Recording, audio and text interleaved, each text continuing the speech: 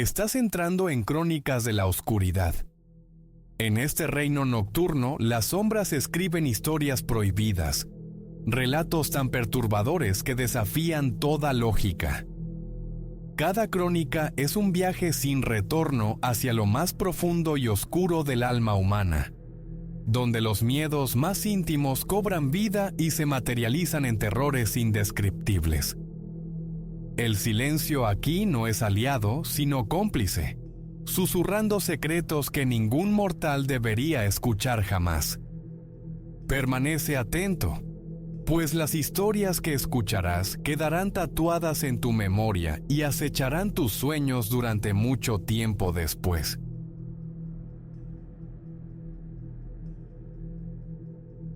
The shattering percussion from downstairs, glass splintering, something heavy collapsing, fractured the quiet evening, announcing that this babysitting engagement had veered violently off course.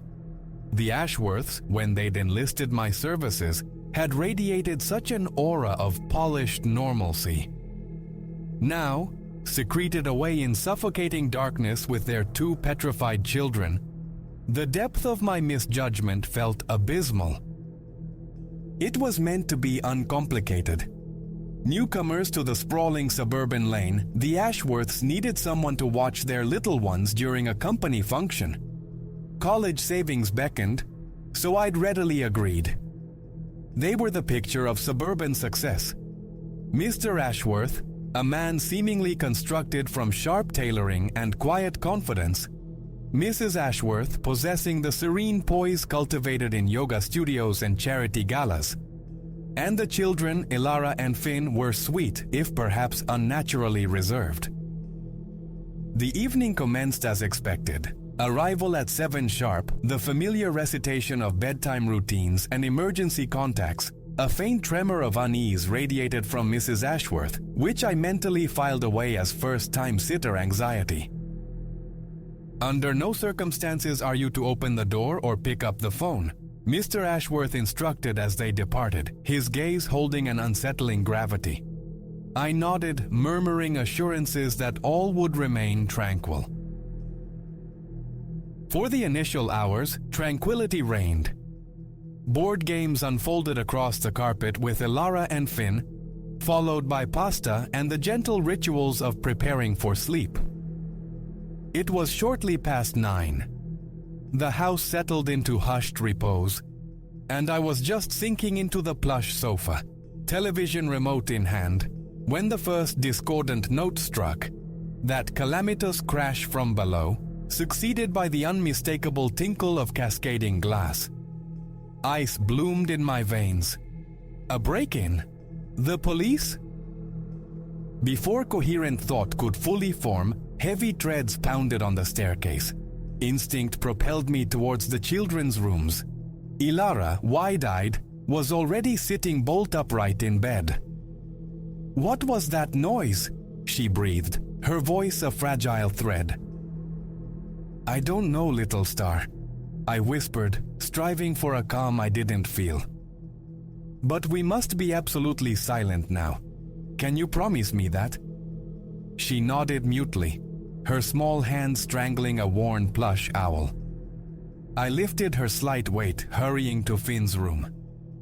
He remained adrift in sleep, a picture of oblivious peace I momentarily coveted. But stillness was a luxury we couldn't afford. Shaking him gently awake, I pressed a finger to my lips, a universal sign for silence. He blinked, bewildered, but mercifully made no sound. A good boy. The footfalls drew nearer, heavier. I steered the children towards the master bedroom, towards the cavernous walk-in closet, my thoughts a frantic scramble. What was unfolding? Who had breached the house? We huddled together in the pitch-black confines, the air thick with our shallow breaths, and the frantic drumming of my own heart against my ribs. Through a minuscule gap between the door and its frame, I glimpsed a sliver of the bedroom beyond. A silhouette slid past. I stopped breathing. Little birds, where have you flown?" A coarse voice rasped through the house. Not Mr. Ashworth, not his wife. This was an interloper, his tone laced with menace. Ilara emitted a tiny whimper. I drew her tighter, praying silently for her silence. Beside me, Finn quivered, his eyes enormous pools of terror in the gloom. The intruder entered the bedroom. Fabric rustled, drawers scraped open. He muttered, agitated, "Where did they stash it? It has to be here." My mind spun like a Catherine wheel. Who was he? What it was he seeking? And why this house, the Ashworth sanctuary? Then, piercing the tension, a mobile phone shrilled. The intruder swore, then answered gruffly, "Yeah? No sign of it. Place is deserted." "What? Check the kids' rooms? Why would... There aren't supposed to be any kids." A glacial chill seeped into my bones. How could he know about the children's rooms? And the expectation of an empty house? The call terminated abruptly. The heavy footsteps pivoted, moving directly towards our hiding place. My breath hitched. My arms became steel bands around Ilara and Finn. This was the end. Discovery was inevitable. But then, salvation arrived in an unexpected crescendo. Sirens, faint at first, then swelling rapidly, painting the night outside with urgent wails. The intruder unleashed a string of curses. I heard him bolt from the room, his retreat a thunderous clatter down the stairs. I remained frozen, mentally counting to 60, each second an eternity, before daring even a twitch. "Stay right here," I whispered to the children, my voice hoarse. "I need to see if it's safe." With agonizing caution, I eased out of the closet's oppressive dark and crept to the window. Patrol cars flooded the quiet street, their emergency lights bathing the manicured lawns in frantic strobes of crimson and sapphire. The front door gaped open like a wound, but the intruder had vanished. Snatching the landline from the bedside table, my fingers trembling uncontrollably, I dialed 911. "There was a break-in," I managed, the words tumbling out. "I'm the babysitter. 2 children are with me. We're upstairs. I think he's gone, but I don't know if it's clear." The dispatcher's calm voice relayed that officers were already sweeping the house, that help was ascending. Moments later, a uniformed officer materialized in the bedroom doorway, weapon held low but ready. "It's all right," he said, his voice gentle but firm. "You're safe now. Can you come out slowly?" I coaxed Ilara and Finn from the closet, and we were ushered down the stairs. The living room was a tableau of chaos, furniture upended, framed photographs dashed from the walls. Yet the only detail that registered was the profound relief of safety. While one officer patiently took my fragmented statement, another approached, his expression somber. "We have some questions regarding the Ashworths," he stated gravely. My stomach plummeted. "What about them? Are they all right?" The officer let out a slow breath. "Ma'am, I'm afraid the people you know as the Ashworths aren't who they claim to be. Their actual names are Marcus and Celia Vance. They're fugitives, wanted for large-scale embezzlement and fraud across multiple states." The floor seemed to tilt beneath me. "But the children?" "The children are unharmed," he assured me quickly. "But they aren't the Vance's children. They were abducted 7 months ago. Their real parents are in Illinois." The room swam. I collapsed onto the edge of the ravaged sofa, struggling to assimilate the staggering deceit. The idyllic family portrait was a meticulously crafted lie, and those poor, innocent children. Through the subsequent hours, the tangled truth unraveled. The Vances, alias Ashworths, were masterminds of a sprawling financial con, leaving a trail of ruined lives and stolen millions, perpetually evading capture. The abducted children were integral to their disguise, lending them an air of respectable domesticity. The man who had invaded the house was likely an associate of their victims, hunting for incriminating documents or hidden assets. He hadn't anticipated finding anyone home. Hence the Vance's desperate insistence that I remain invisible, deaf to knocks or calls. They must have suspected retribution was closing in. As for Ilara and Finn, Clara and Leo, their true names, their reunion with their biological parents the following day was a maelstrom of tears and joyous relief, an image seared into my memory forever. In the aftermath, whispers labeled me a hero for shielding the children, but heroism felt alien. Naivete, foolishness, those felt closer to the mark, for having been so completely duped by the Vance's facade. My heart ached for Clara and Leo, whose small worlds had been violently overturned not once but twice. That night irrevocably altered my perspective. I grew warier, my observations sharper. It taught me the treacherous nature of appearances, how monstrousness can hide behind the most conventional masks. Yet it also illuminated an inner reservoir of strength. When terror clawed highest, I had maintained a fragile composure, protected those children. I had navigated a terrifying ordeal and emerged, shaken but whole. Years have passed, but the echoes of that night linger. I wonder about Clara and Leo, hoping desperately they found solace and healing within their true family. I picture the Vances, confined within federal prison walls, and question if remorse ever penetrates their calculated minds. Mostly I reflect on the terrifying speed with which the ordinary can curdle into the extraordinary, the hidden darkness that can fester behind seemingly benign closed doors. I still take occasional babysitting jobs, but now intuition is my keenest sense. A flicker of unease, a discordant note, I heed them. Because I learned, the hardest way imaginable, that the most immediate threat isn't always the stranger forcing entry. Sometimes it's the very people who welcomed you inside. That night taught me bravery isn't the absence of fear, but the resolve to act despite it. It's shielding those who cannot shield themselves, and sometimes it's about confronting the darkness head-on and finding yourself unexpectedly stronger on the other side. The naive girl who walked into the Ashworth house that evening is gone, replaced by someone more vigilant, perhaps sadder, but undeniably more resilient, more prepared for the unpredictable currents of life. And ultimately that transformation, born of terror, is a lesson of profound, if painful, value.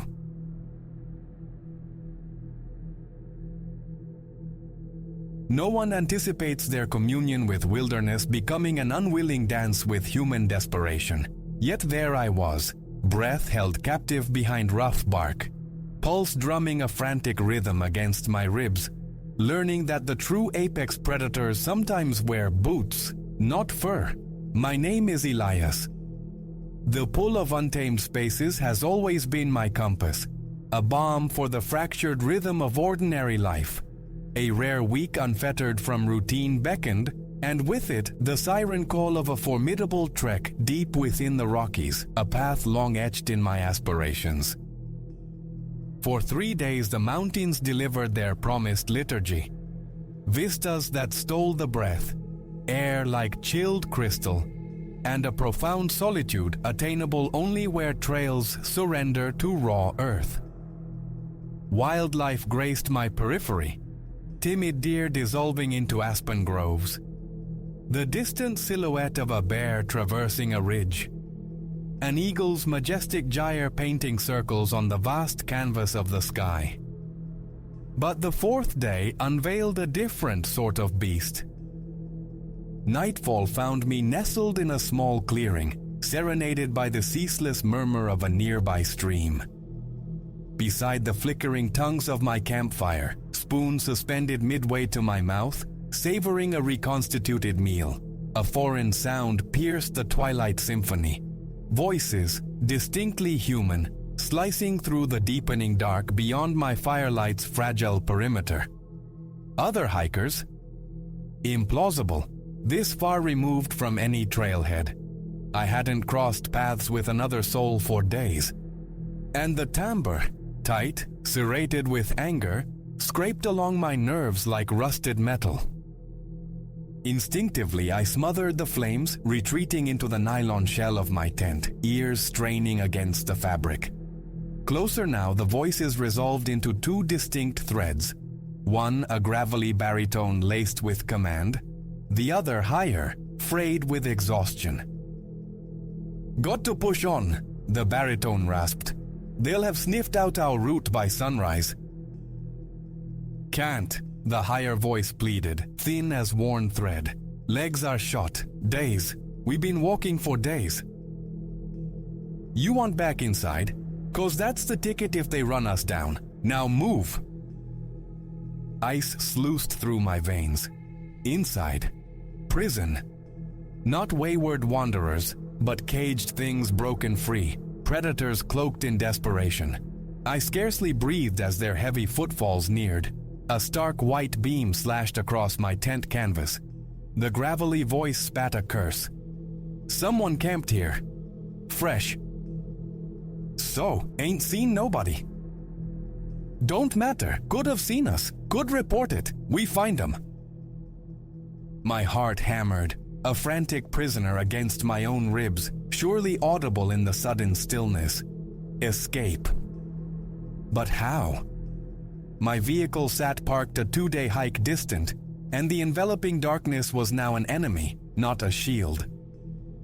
Silent as shadow, I eased the zipper on my pack, grabbed it, and slipped out the tent's rear flap. They were circling the front, flashlight beams jittering like nervous insects among the pines, probing the clearing. I edged away, melting into the deeper gloom. The stream's gurgle a fragile cloak for my retreat. 50 yards perhaps, before a sharp cry split the night. "Hey, someone over there!" Then pure instinct took over. I bolted.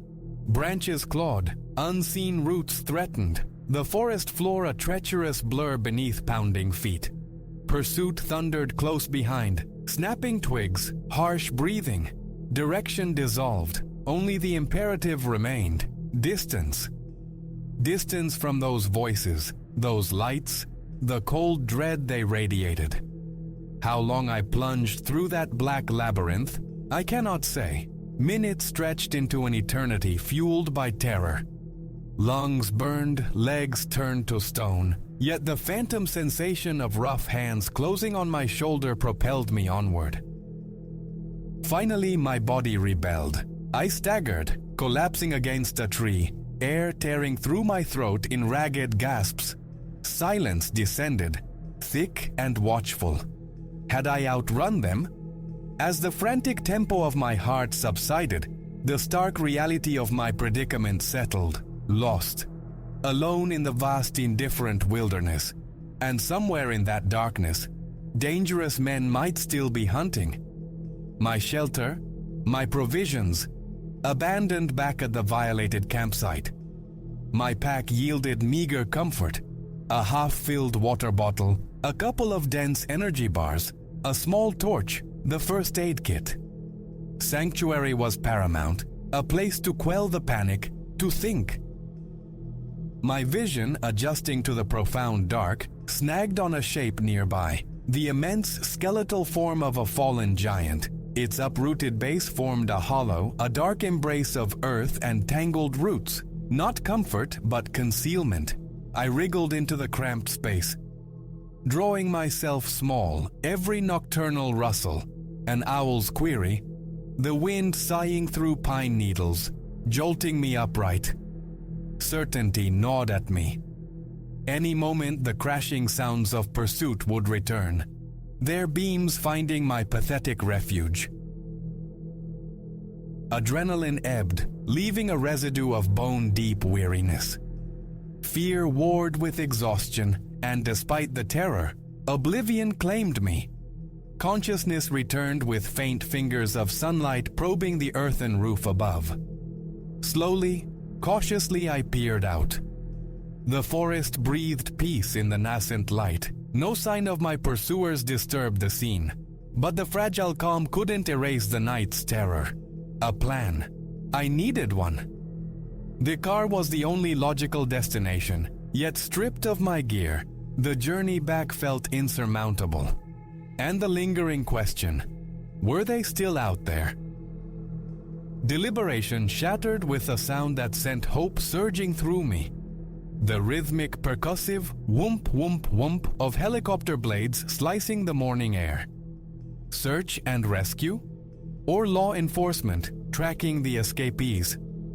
I scrambled from my root-bound shelter, scanning the canopy for a gap, an opening to signal my presence. As I moved, new voices drifted through the trees, clipped, organized, imbued with authority. Alpha Team, sweep east quadrant. Beta, take west. Subjects considered dangerous. Approach with caution, await backup. Relief washed over me, potent and dizzying. The authorities. I was safe. I started towards the nearest commands, then froze. What if the fugitives heard them too? Desperation could make them reckless, seize an opportunity, a hostage. My apprehension solidified into stark fear as frantic rustling erupted behind me. I spun. There they were, the men from the night, eyes wide with feral panic. The gruff one, Mace, locked onto me, his gaze hardening. "You!" he snarled, raw accusation in his voice. "You brought him down on us!" I backed away slowly, palms raised in supplication. "No, listen, I'm just hiking, lost. I don't want any trouble." "Trouble found you," Mace countered, closing the distance. His eyes swept over me, calculating. "Looks like we just found our ticket out of this." Mace?" The other man, Finch, shifted nervously. Maybe we just ditch." "Shut it, Finch," Mace snapped, his attention returning to me, cold and absolute. "You're coming. One twitch, you'll wish you hadn't." My mind raced, a frantic scramble for options. Hostage? Unthinkable. But they were larger, likely armed, desperation lending them an unpredictable edge. Stall, buy time, keep them here until the search teams closed in.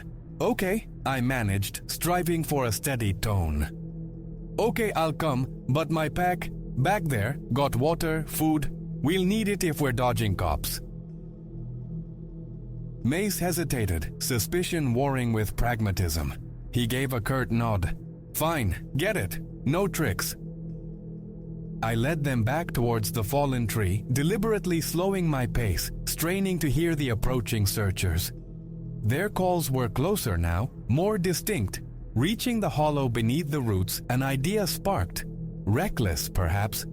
But my only currency was audacity.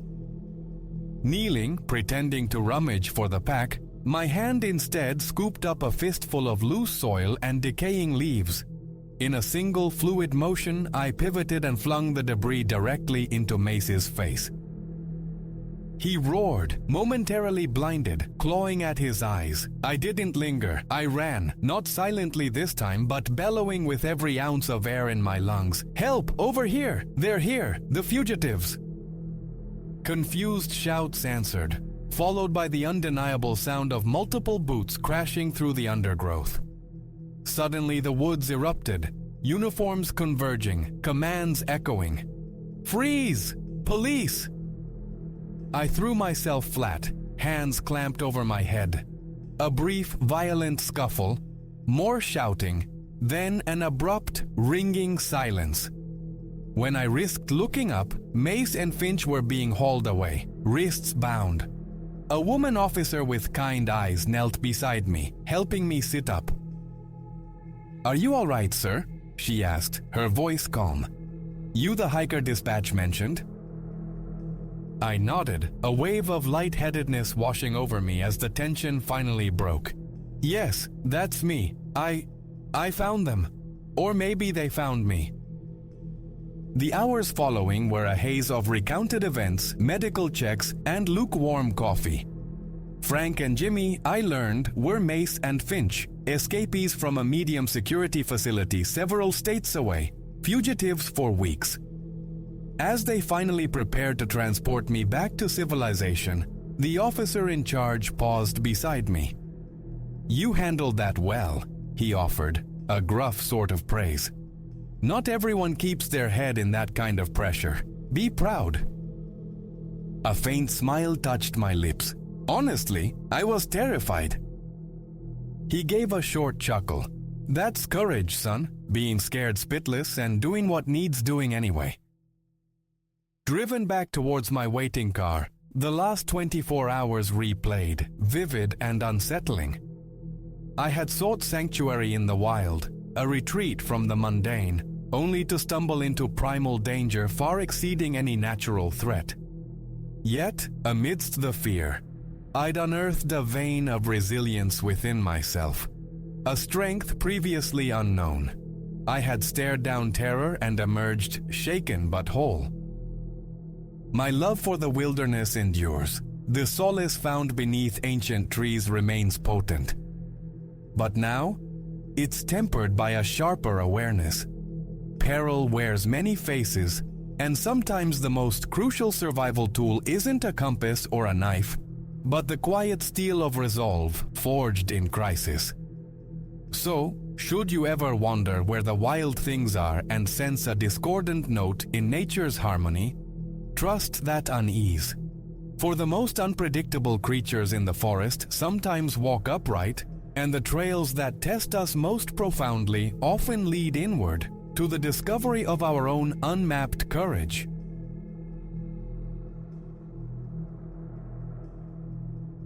The sun bled orange across the serrated peaks as Elias finally coaxed his vehicle onto the precarious shelf of land hosting the cabin. Bone-weary from the serpentine ascent, the sheer effort of navigating the rutted track had left him drained. Before him squatted the structure, a rough-hewn box amidst a scattering of sentinel pines and uneven, stony earth. Its timbers looked ancient, weathered to a silver gray, crying out for restoration. The plank door groaned a protest on rusted hinges as he shouldered it inward. Inside, austerity reigned. A narrow cot hugged one corner, its mattress a mere wafer. A crude table flanked by 2 chairs occupied the center, overshadowed by the cavernous maw of a stone fireplace opposite. Meager light filtered through small, grime-streaked windows shrouded in brittle, dust-laden curtains. He let his pack slump near the threshold, placing his oil lantern on the table's scarred surface. His purpose here was elemental: solitude. A scouring of the mind, perhaps a flicker of nascent inspiration caught within the pages of the notebook he'd brought, accompanied by a clutch of graphite pencils. Expectations were low. Quietude was the prize. He slid the bolt home on the door, a heavy grating sound, and rattled the window frames. They seemed secure enough, though they shuddered loosely in their casements under pressure. From his pack emerged the Spartan provisions: tins of food, water bottles glinting dully, matches, a torch with spare batteries, a folding clasp knife. The air hung thick with the scent of aged wood and the cool subterranean perfume of damp earth. Beyond the walls, silence pressed in, absolute save for the faint sibilance of wind stirring the high pine needles. A cold supper, spooned directly from a tin, did little to settle him. Seated at the table, he attempted notation, but his thoughts remained stubbornly inert, dense and unwieldy. Darkness seeped into the cabin, pooling in the corners until it consumed the space. He thumbed the lantern alight, setting it near a window, a small beacon against the encroaching void. Peering out, his vision was sharply curtailed. The pines stood shoulder to shoulder, the darkness between them an opaque, impenetrable wall. The sighing of branches in the wind was an intermittent breath. Occasionally woven within it, he fancied he detected something more.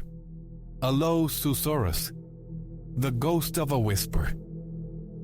He forced his attention back to the blank page, but concentration fractured, his gaze repeatedly drawn to the dark glass. Around the cusp of midnight, it came undeniably, a distinct exhalation of sound just outside, soft, brief, like words breathed into the chill air. Elias rose, stealthily approaching the nearest window, pressing his ear to the cool, vibrating pane. No discernible words, only the impression of utterance. Retrieving the torch, he extinguished the lantern's warm glow and eased the door open a fraction. The torch beam sliced through the night, illuminating slices of tree bark, patches of dew-kissed grass. Wind-animated branches cast frantic, dancing shadows. No one. The whispering ceased as abruptly as it began. He retreated, bolting the door with renewed firmness. Hours later, the sound returned, closer now, insistent. A wavering cadence, perhaps the wind's mimicry, yet possessing a disquieting steadiness that defied natural explanation. His pulse hammered against his ribs. Torch clutched tight again. He moved to the window nearest the source. Condensation filmed the antique glass. He felt a prickle of sweat beneath his shirt, wiped his brow, consciously quieting his own breath. The torch beam stabbed outwards. At first, only the familiar tangle of branches, the rough texture of the clearing floor. Then, framed between two skeletal pines, a presence. Tall, unnervingly slender, with limbs that seemed too long. Its eyes caught the light, reflecting not warmth, but a strange, clear, glassy luminescence. Motionless. He couldn't resolve features, only the silhouette of a head, those unsettling eyes. Humanoid, yet fundamentally wrong. His throat constricted. Silence stretched, broken only by his own ragged breathing as he held the light steady. After an agonizing pause, the figure simply dissolved backward into the absolute black between the trees. Gone. The remainder of the night Elias spent huddled against the rough plank wall, torch in one hand, clasp knife in the other. Sleep was an impossibility. He strained to catch any further sound, but only the vast, indifferent quiet of the mountains answered. With the first tentative gray strokes of dawn filtering through the grimy windows, he forced himself up. A cautious circuit of the cabin exterior revealed something new, chilling. On the window panes, stark against the glass, handprints, fashioned from dark, viscous mud. They weren't random smears, they were arranged with unnerving deliberation, rows and circles coalescing into some cryptic sigil he couldn't decipher. Hesitantly, he touched one. The mud was dry, flaking, cracked like old earth. How could they have appeared without a sound while he was mere feet away? Someone, something, had stood just outside, marking the glass. He scanned the clearing again. No tracks disturbed the dew-laden ground, no snapped twigs, nothing but those eerie mud impressions. He tried wiping them, but they clung stubbornly. It took a wet rag and vigorous scrubbing, and even then, faint, ghostly stains remained. Throughout that long day, Elias wrestled with his fear, attempting rationalization. A local prankster, perhaps. He urged himself to ignore it, to recapture his original purpose. But the muse remained elusive. His thoughts perpetually snagged on the image of those glassy eyes, the feel of the dry mud. The windows drew his gaze like magnets. Departure beckoned, yet the arduous journey, the sense of conceding defeat, held him back. One more night. He would stay. Confront whatever lurked in the darkness. Before dusk fully descended, he gathered heavy stones from the clearing, piling them against the inside of the door. Windows were latched, the door bolt double-checked. Hunger was a knot in his stomach. He forced down some water, pacing the confines of the small room like a caged animal. As true darkness enveloped the cabin, he lit the lantern but placed it low on the hearthstones. casting long, flickering shadows, minimizing its visibility from outside. Then, positioning himself near a window, torch off, he began the wait. His own breathing sounded unnaturally loud in the stillness. Time elongated, measured in the slow ache spreading across his back from the hard wall. Hours crawled by before a new sound emerged. A faint, dry scratching. Fingernails, it sounded like, drawn across wood. It emanated from the cabin's rear wall. Elias rose with painstaking slowness, crept closer, pressed his ear to the timbers. A steady, rhythmic abrasion, as if something meticulously tested the surface. The sound set his teeth on edge. He backed away, snatching up the torch. Opening the door into that waiting darkness felt like madness. He strained to see through the window, but the angle offered only a sliver of the rear exterior. After a moment of tense indecision, resolve hardened.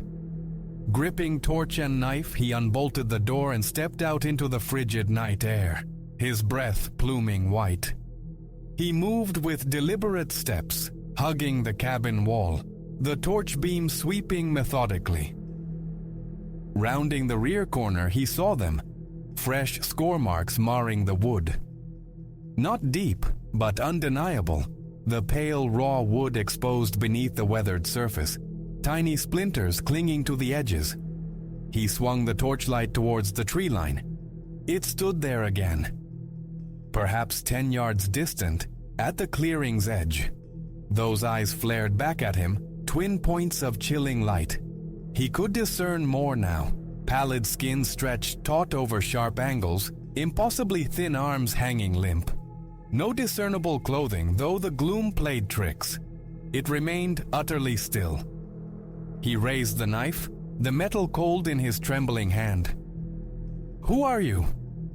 The words tore from his throat, hoarse, uneven. "What do you want?" Silence answered. Then, with unnerving fluidity, the figure turned and slipped behind the broad trunk of a pine. Elias lurched forward, stabbing the darkness around the tree with his light. Nothing. No rustle of movement, no receding footsteps. He swept the beam wider, heart pounding a frantic rhythm against his ribs. Only trees and impenetrable shadow. He retreated warily, knife held high, back into the dubious sanctuary of the cabin, ramming the bolt home and shoving the heavy table against the door for good measure. The rest of the night was a siege. The scratching resumed shortly, now migrating, testing different walls. He didn't venture out again. He simply stood, a sentinel in his own prison, torch beam playing nervously over the interior walls, listening. The scratching would cease, then restart elsewhere. Intermittently, the whispering returned, a low, sibilant murmur just beyond the wood, maddeningly unintelligible. Sweat beaded on his forehead. Claustrophobia pressed in. He yearned to flee, to plunge into the forest, but the blackness outside felt infinitely more perilous than the besieged cabin. Morning, he had to wait for morning. As the first hint of dawn painted the eastern sky a bruised purple, the sounds ceased. He waited a full hour more before daring to shift the table and unbolt the door. Gray light suffused the clearing. Empty. He circled the cabin, his stomach churning. More scratch marks scarred the planks, deeper now, traversing 3 sides. One board near the back showed a hairline crack. He touched its splintered edge, a wave of cold relief washing over him that it had held. The windows, barricaded from within, bore new mud handprints on their outer surfaces, another intricate, disturbing pattern sprawling across one entire pane. The damp earth smell thick and cloying. He turned away, bile rising in his throat. Another night here was unthinkable. He threw his meager belongings back into his pack, torch, knife, the last of the food and water. As soon as the light strengthened enough to navigate the treacherous path, Elias left the cabin behind. He walked fast, casting frequent glances over his shoulder, but the woods remained still, the figure absent. Only the wind sighed through the pines, birdsong mocking the tension coiled in his chest. He focused on the landmarks of his ascent, the lichen-covered boulder, the fallen log bridging a dry creek bed, the cluster of ferns. Hours later, the sight of his car brought a surge of desperate relief. The engine catching felt like a resurrection. He didn't draw an easy breath until miles of paved road stretched between him and that desolate place. Solitude, inspiration. These were the things Elias had sought. He found something else entirely. Something ancient and unknowable lurking in the quiet heart of the mountains. He possessed no name for it, harbored no desire to uncover one. Explanations felt irrelevant, dangerous even. Some doors are best left unopened, some silences undisturbed. He would carry the memory, the whispers like dry leaves, the glassy stare in the torchlight, the chilling artistry of mud on glass, locked away, hoping time might eventually mute the echo of fingernails scraping against wood in the dead of night. He craved a silence that was truly empty, not one that merely held its breath, waiting.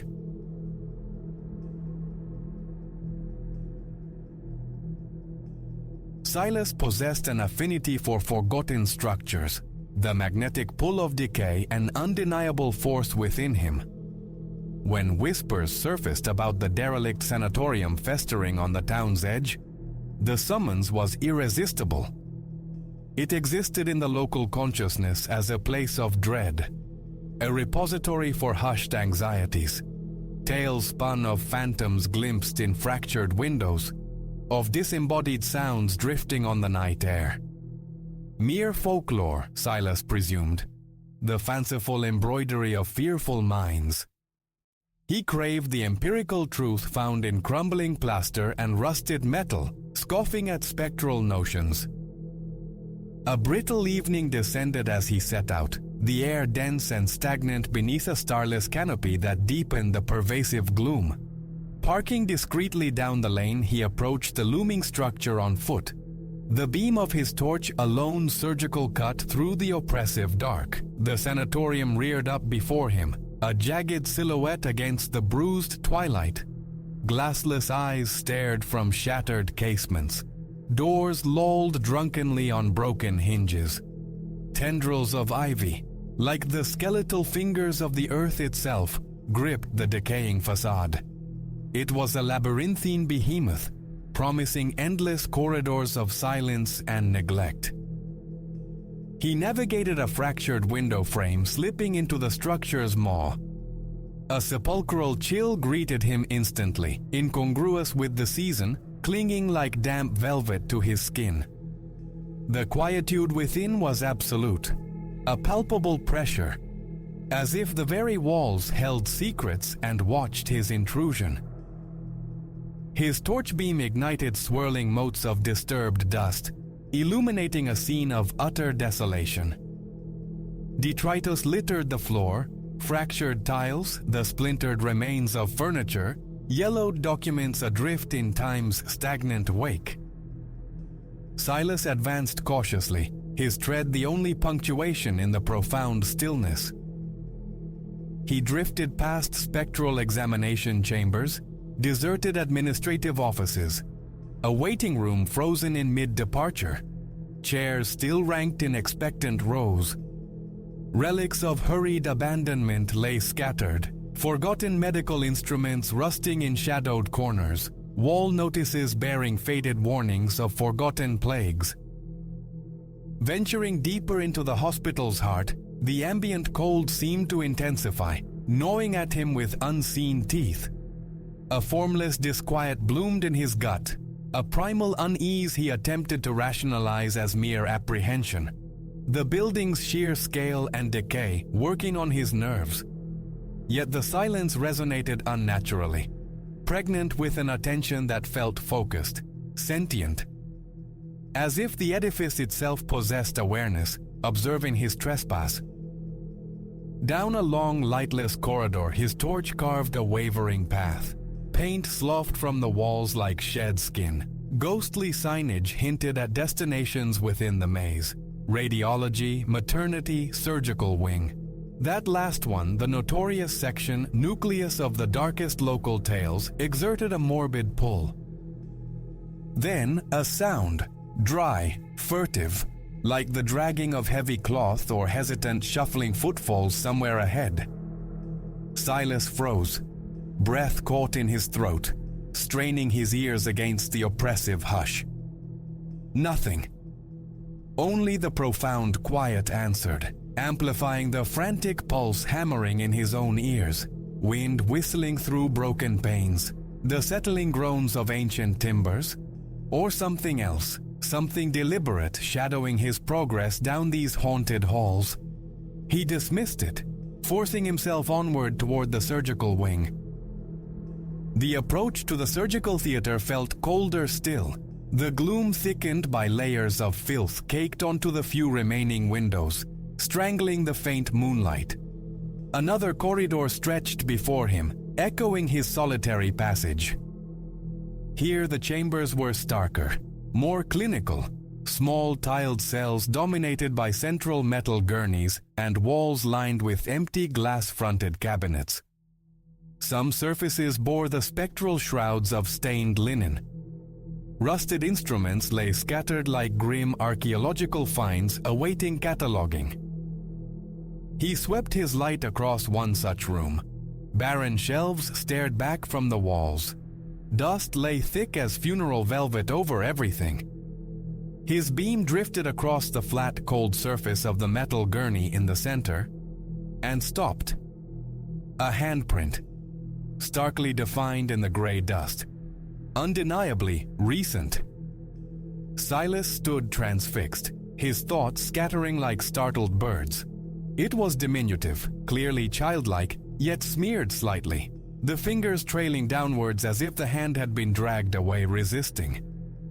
A visceral chill traced the length of his spine. His pulse hammered violently against his ribs. An animal, perhaps. A stray cat finding shelter. The clarity, the deliberate impression of those small fingers mocked the desperate, rational explanation. Retreating cautiously from the chamber, his torch beam sliced nervously through the oppressive darkness of the corridor, vacant, silent, yet the sensation of unseen eyes intensified, prickling the skin on the back of his neck. He turned, resolve hardening to abandon this wing, to head back towards the entrance, only to be arrested by a new sound, sibilant murmurs drifting from further down the passage. So faint it was almost subliminal, like conspiratorial breaths escaping unseen lips. He could discern no distinct words, only an urgent, almost pleading undercurrent beneath the whisper. Silas remained rooted to the spot, listening intently, the sound seeming to emanate from just beyond the next shadowy bend in the corridor. Trepidation warred fiercely with a morbid, escalating curiosity. He edged forward, torchlight wavering in his unsteady grip. As he rounded the corner, the susurrus ceased abruptly, plunging the corridor back into profound, waiting silence. His light swept the void. Empty doorways gaped like dark mouths. Deeper darkness pooled in recessed corners. Nothing. No one. A wave of ice washed over him. Raw, primal instinct screamed, "Flee!" But then behind him, that dry, dragging shuffle again, closer this time. He whirled, light stabbing back the way he came. The corridor stretched vacant, cold, utterly still. His pace quickened now, his footsteps becoming erratic slaps against the decaying linoleum, reverberating through the vast emptiness. The conviction of being pursued, hunted, tightened its icy grip. A presence lurking just beyond the periphery of his senses, patient, predatory.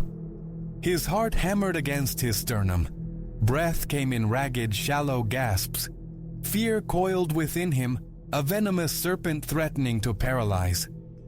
He reached the grand entrance hall, the promise of escape tantalizingly close, when a sound arrested him utterly, freezing the marrow in his bones.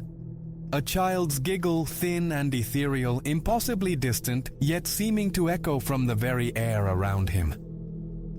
Silas locked rigid, rational thought fragmenting into shards of panic. Impossible. No child could be here. Yet the sound repeated, distinctly closer now, seeming to drift towards him on the stagnant air. He recoiled instinctively, the torch quivering violently in his grasp.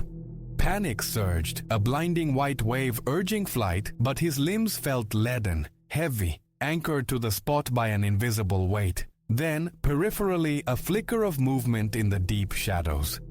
At the far end of the hall, cloaked in an almost tangible darkness, stood a diminutive form, barely discernible, a silhouette against the profound black, yet unmistakably childlike, motionless, observing. Silas stumbled back another step, a strangled sound escaping his lips, his hands shaking uncontrollably. The figure remained utterly still, utterly silent, its head canted slightly to one side in an attitude of unnerving, detached curiosity, as if awaiting his next move, his reaction to its presence. Primal terror finally shattered his paralysis. Silas turned and fled, pounding down the corridor towards the promise of the outside world, towards the night air. His own desperate footfalls chased him through the echoing void. He didn't dare glance back, didn't pause, fueled only by raw adrenaline and a desperate, clawing need for escape.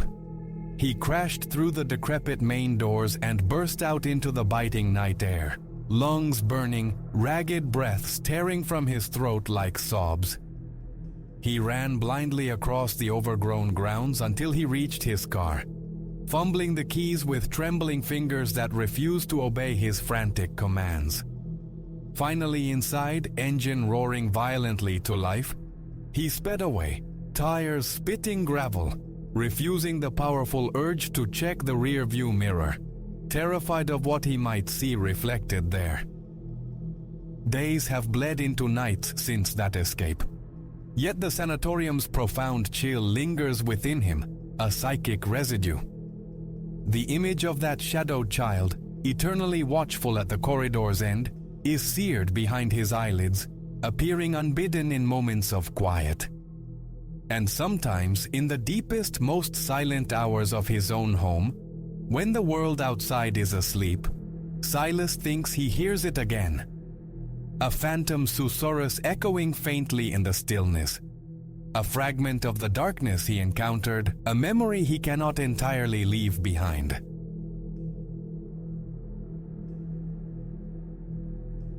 Tuesday delivered the anonymous parcel.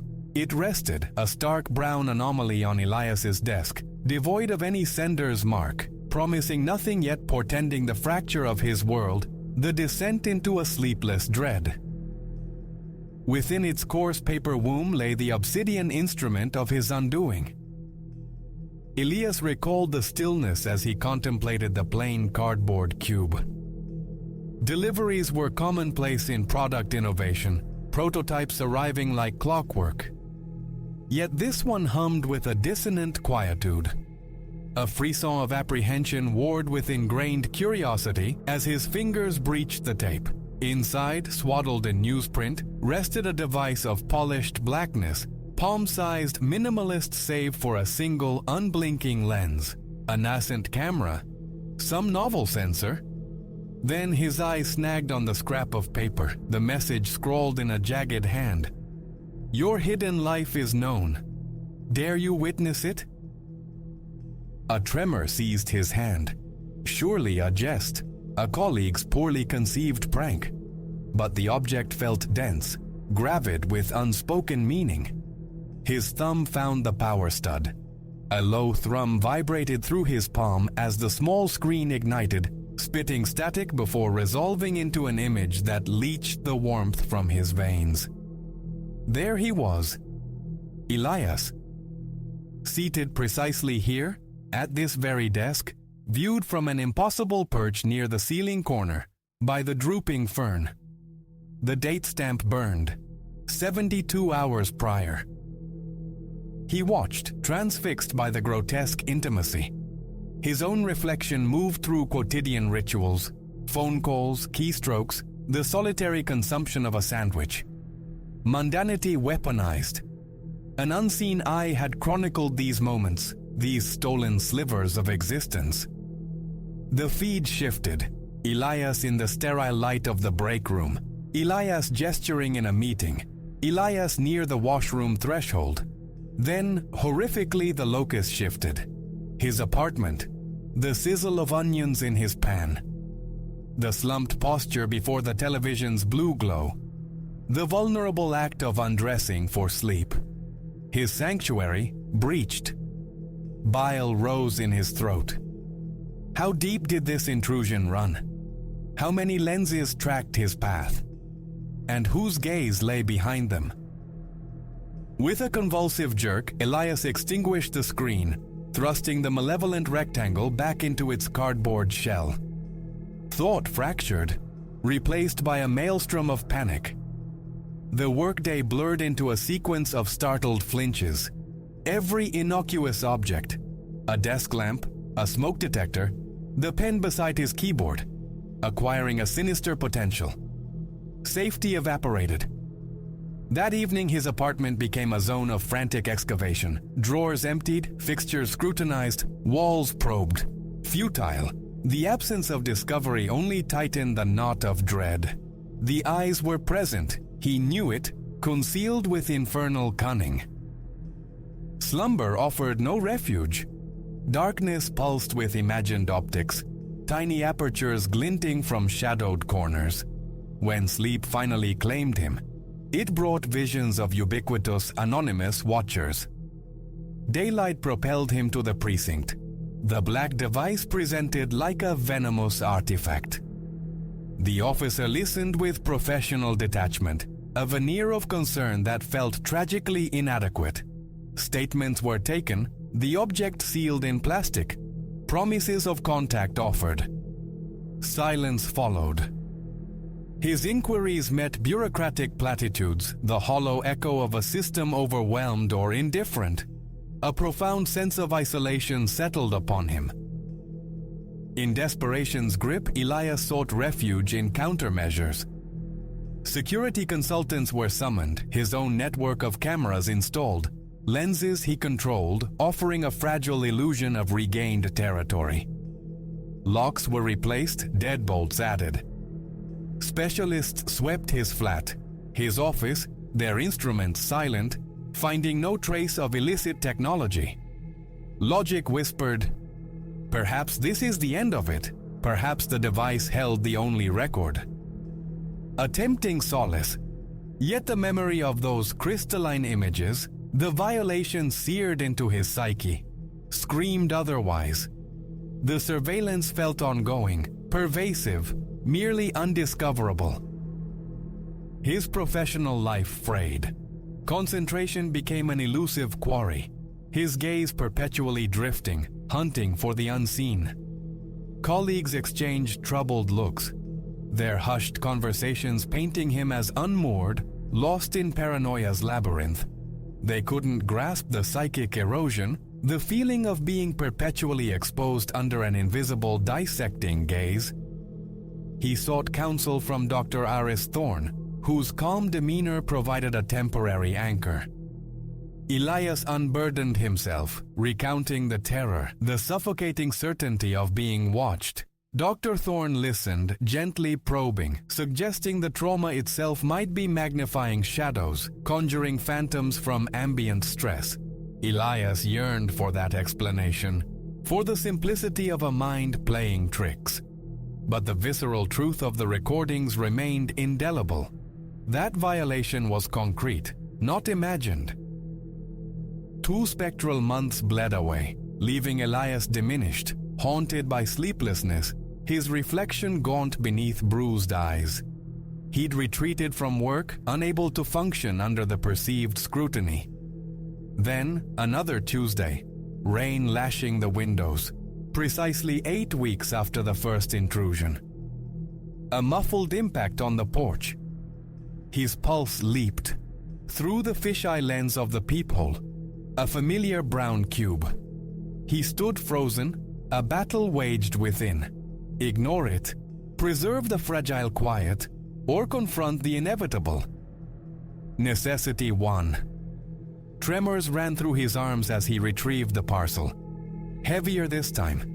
Inside, nestled tightly, dozens of data sticks, each meticulously dated. A cold dread clenched his gut. He inserted the earliest into his laptop. A torrent of recordings flooded the screen. Hours upon hours. Elias at his desk, Elias sharing meals, Elias walking city streets. A year documented. But the lens had not confined itself to him. His parents, captured in their quiet suburban home. His sister, oblivious in her university room. His closest friend, observed at his own workplace. The tendrils reached everyone dear to him. An assault not just on his privacy, but on his entire constellation of relationships. The immensity of it struck him then, a blow that resonated deeper than fear. This wasn't merely persecution, it was annexation. An unseen power laying claim to his world. And in that moment, something shifted. The frantic energy of panic receded, coalescing into a core of glacial fury. No more cowering, no more victimization. The phantom observer had overplayed its hand. It was time to turn the tables. Days turned into obsessive analysis. Elias dissected the terabytes of stolen life, hunting for anomalies, for the ghost in the machine. He mapped timelines, cross-referenced locations, noted recurring perspectives, subtle idiosyncrasies in the invisible cinematographer's choices. Faint patterns surfaced, threads in a vast dark tapestry. A starting point. He contacted Julian, a trusted friend steeped in the arcane arts of cybersecurity, extracting a solemn vow of silence before revealing the chilling archive. Together they plunged into the digital labyrinth, seeking the faint electronic spore left by the architect of this violation. 3 months have elapsed since the second parcel arrived, unleashing its digital flood. The enigma persists, its core shrouded. Yet, Elias senses proximity, a thinning of the veil. Each day yields fragments, incremental gains against the darkness. The habit of scanning rooms remains. Sleep remains a capricious visitor. But fear has ceded ground to resolve, a diamond-hard certainty. He will reclaim the narrative, drag this voyeur from the shadows into the harsh glare of consequence. They sought to shatter him through exposure, to paralyze him with dread. Instead, they forged an adversary stripped bare, fueled now only by the pursuit of truth and retribution. To the architect of this dread, Elias sends a silent broadcast across the watched world.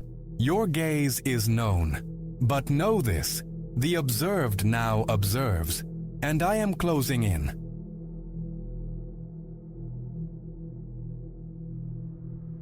The farmhouse materialized from the deluge, less a structure, more a phantom limb against the bruised twilight. A beacon? Perhaps.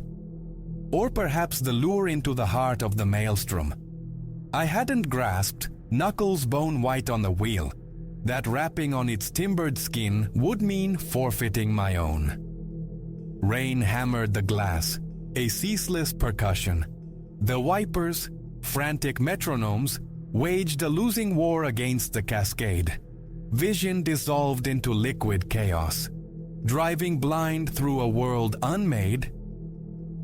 Hours bled together on this cross-country pilgrimage toward a new beginning, only for the pastoral calm to shatter into this treacherous labyrinth of obscured bends and treacherous pools. Then lightning split the heavens, a brutal, momentary unveiling.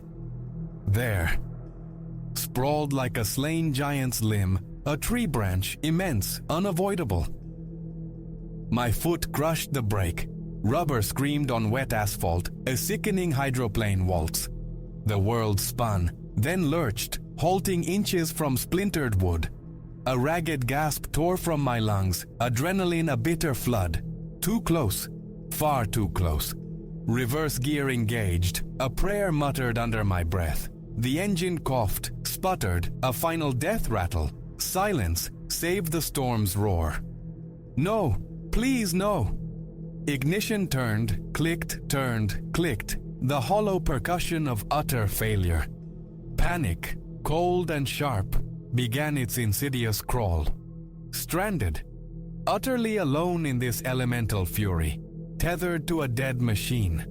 My phone, clutched like a talisman, offered only the stark, mocking epitaph. No service. Another lightning flash, farther off. Through the skeletal dance of wind-whipped trees, a pinprick of light. A house. The sole flicker of possibility in the drowning world. My raincoat, a flimsy shield, was donned with trembling hands. Stepping out was submersion. Cold seized me instantly, rain plastering clothes to skin, turning the earth beneath to sucking mire. Each step a victory against the gale's howl, the wind tearing strands of hair across my eyes like thorny vines. Minutes stretched into an eternity of mud and misery before a weathered fence emerged from the gloom. Beyond it, the farmhouse stood, stark, ancient, windows radiating a warmth that seemed almost defiant against the tempest. Relief, sharp and sudden, brought tears stinging my eyes. Up the protesting porch stairs, huddled against the penetrating chill, my fist rapped against the solid wood. Someone be home. Please. The groan of old hinges, and there she stood. Silver hair coiled severely, an apron splashed with faded blossoms over a plain dress. Her eyes, pale and assessing, widened slightly. "Mercy," she breathed, the word barely audible above the wind. "You look half drowned, child. Inside quickly now." Gratitude surged as I stumbled across the threshold, enveloped by a sudden, almost cloying warmth and the comforting scent of baking yeast. "Thank you," I managed, teeth chattering a frantic rhythm. "My car. It died. Just up the road. I hoped..." "A phone?" "Of course, dear," she murmured, securing the heavy door against the night. "I'm Agnes. And this?" She indicated a figure emerging from an adjoining room, wiping large, capable hands on a cloth. "Is my husband, Silas." He nodded, his gaze steady, unnervingly direct. "Foul night for travel." His voice was a low rumble, not unfriendly, yet holding no particular warmth. I offered my name, a brief sketch of my predicament. While I spoke, Agnes moved with quiet efficiency, pressing a thick towel into my hands, guiding me towards the hearth where flames danced with hypnotic grace. "Afraid the storm took the lines down," Silas stated, his tone flat, apologetic. "But you're welcome to shelter here till morning. We can see about getting you to town then." A pause. Strangers. Isolation. But the alternative. "That's incredibly generous," I said, the words feeling inadequate. "Thank you." Agnes's smile broadened, though it didn't quite soften the watchfulness in her eyes. "No trouble, none at all. Let's find you something dry. Upstairs, dear." She led me up a narrow staircase to a small chamber beneath the eaves. Faded floral patterns climbed the walls like ghostly vines. A sturdy bed, draped in a patchwork quilt, promised rest. From a tall chest of drawers, Agnes produced a flannel nightgown and robe. "These ought to serve," she said, her hand lingering perhaps a fraction too long as she passed them over. Settle yourself. Soup's hot downstairs when you're ready." Alone, peeling away the sodden layers, a profound sense of gratitude warred with a nascent flicker of unease. Such kindness felt almost anachronistic. Back downstairs, the soup was thick, savory, chasing the chill from my bones. Agnes and Silas maintained a gentle stream of questions. My journey, my destination. Normalcy meticulously crafted. Yet, the way Silas's gaze rested on my hands, my face, when he thought my attention elsewhere. The way Agnes's solicitude felt practiced, her smile a carefully held mask. And later, ascending the stairs again, noticing the gleam of brass, locks, sturdy and new, mounted on the outside of my guest room door. Imagination, surely? Exhaustion playing tricks? I dismissed the thoughts, willing them away. This was sanctuary, wasn't it? Sleep remained elusive. The old house groaned around me, settling its bones. The wind moaned a mournful dirge at the eaves. Every floorboard creak set my nerves jangling. Drifting in a shallow, dream-troubled doze, a sound pulled me sharply awake. Footfalls, soft, deliberate in the hall. Voices hushed, conspiratorial just beyond my door. I held my breath, straining. "Can't stay indefinitely," Agnes's whisper, thin as spider silk. "We'll manage," Silas's low reply, "same as always." The creak of boards receding down the hallway, my heart hammered against my ribs, a frantic bird trapped in a cage. Same as always? What did that mean? Bare feet met cold wood as I slid from the bed. Escape. The thought screamed in my mind. The doorknob turned silently, then stopped, solid, locked. As I knew somehow it would be. The realization struck with physical force, stealing my breath, trapped. Panic surged, a dizzying wave. Think. The window, curtains pulled aside, revealed not the stormy night, but a lattice of unforgiving iron bars. Cold, solid. This wasn't a refuge. It was a cage. My eyes darted around the room, desperate for leverage. A weapon, anything, nothing. The space was benignly empty, stripped clean. Then the chilling sound, a key grating in the lock. I froze, poised between the barred window and the opening door. Agnes stood there, silhouetted against the dim hallway light. The kindly facade had evaporated, leaving something hard, glacial, calculating. "Ah, awake," she chirped, the cheerfulness grotesque. "Silas has breakfast ready. You must be famished." I recoiled, stumbling back against the chest of drawers. "What is this? What do you want?" My voice trembled, betraying the terror I fought to conceal. Agnes's smile stretched, unnatural, predatory. "Why, your company, dear. It's terribly quiet out here, just us two. We find a bit of fresh energy. Invigorating." "You're mad," I whispered. "Let me go." "Tsk, tsk," she tutted, advancing. "Such ingratitude, not the way to speak to your hosts. Now come along, don't let things get unpleasant." Her hand reached. Instinct took over.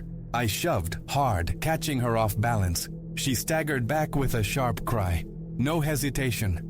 I bolted. Out the door, down the narrow stairs, bare feet slapping frantically on the wooden treads. Shouts erupted behind me, heavy footfalls pounding in pursuit. The front door, freedom, tantalizingly close. My hand closed over the handle, twisted, pulled, locked, bolted fast. Rough hands clamped onto my arms from behind, a vice-like grip. I screamed, thrashed, kicked. A desperate, futile struggle against Silas's unyielding strength. "That wasn't neighborly," he growled, his breath hot against my ear. "After we took you in." Agnes appeared, rubbing her shoulder where she must have hit the wall. Her eyes, no longer pale or merely watchful, burned with cold fury. "She requires adjustment, Silas. The cellar." "No!" The word ripped from my throat as I renewed my struggles. "Help, please, someone." Only the indifferent wind answered, swallowing my cries whole. Silas began dragging me inexorably towards a low door set beneath the staircase, a door I hadn't registered before. It swung inward, revealing rough-hewn steps descending into pitch darkness. And from that darkness, faint sounds drifted up. Muffled whimpers, the ghost of a sob. Oh God. The chilling certainty washed over me. I wasn't the first. How many others had mistaken this place for shelter? As Silas's strength forced me downward, step by agonizing step into the waiting abyss, the full monstrous weight of my error crushed me. This wasn't an ordeal to be survived overnight. It was the threshold of a nightmare without end. The cellar door slammed shut above, plunging me into absolute black. My final echoing thought: I should have stayed with the car.